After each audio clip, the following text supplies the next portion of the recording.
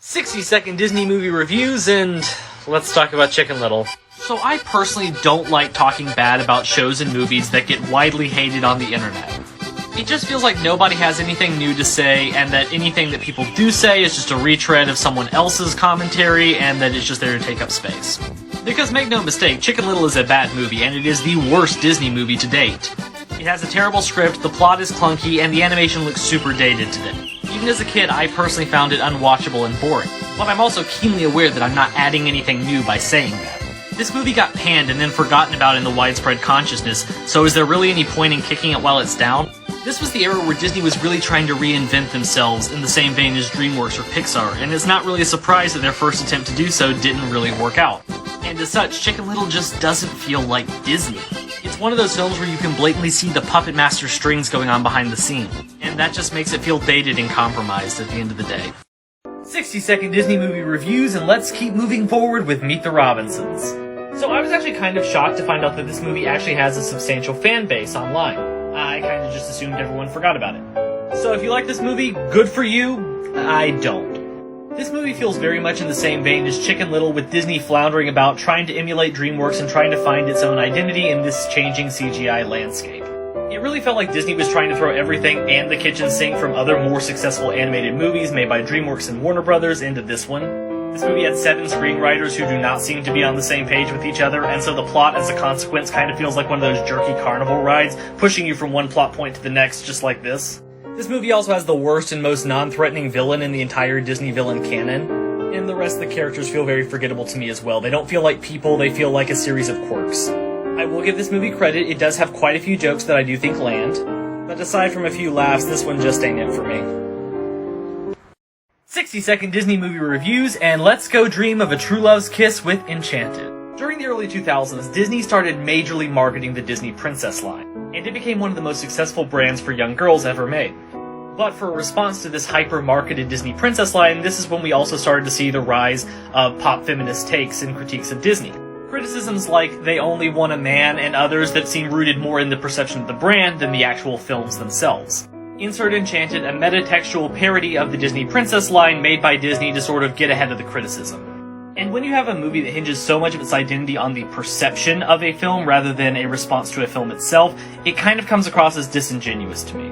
Now, there's a lot about Enchanted that I do think is really fun, and I do genuinely enjoy this one. I think the whole concept of an animated fairy tale world and the real world colliding is a really cool one.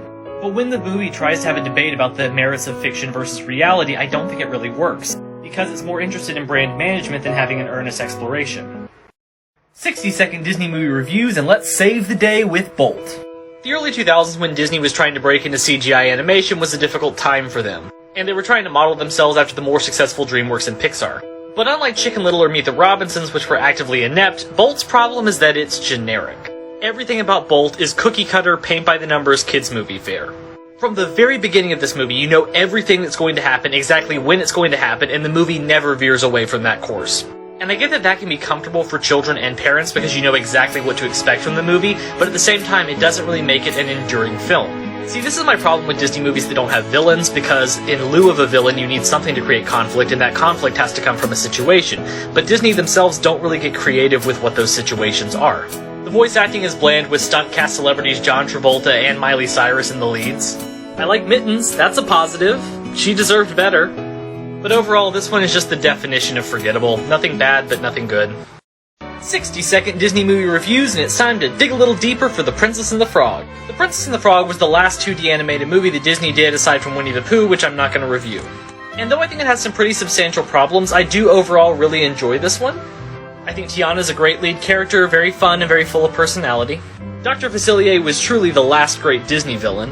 And though I'm not really crazy about Prince Naveen, I think most of the supporting cast is really good. The plot of this one is generally pretty good, but it struggles with some contrivance issues. They keep adding technicalities and loopholes to their own magic system, and it just makes things feel arbitrary in general. I appreciate that this movie has a message that hard work isn't all there is to life, but in some respects it feels like it doesn't fully commit to that idea. This movie also has some issues with historical revisionism. I'm not going to get too deep into that topic because other people have done it better than me, but it is a thing. But back on the positive side of things, I think the music is really good, and I think the animation looks beautiful, and I think the New Orleans setting gives it a unique flavor that makes it stand out from other Disney films. 60-second Disney movie reviews, and it's time to see the light with Tangled. Tangled starts off pretty well. The opening narration and the lore that goes along with it is generally pretty well executed and is interesting as well. From there, it's all downhill for me. Tangled is, in my opinion, one of the most cynically corporate Disney movies. Everything about this one feels like a fairy tale told by a marketing department. Rapunzel is the generic, quirky, awkward white girl.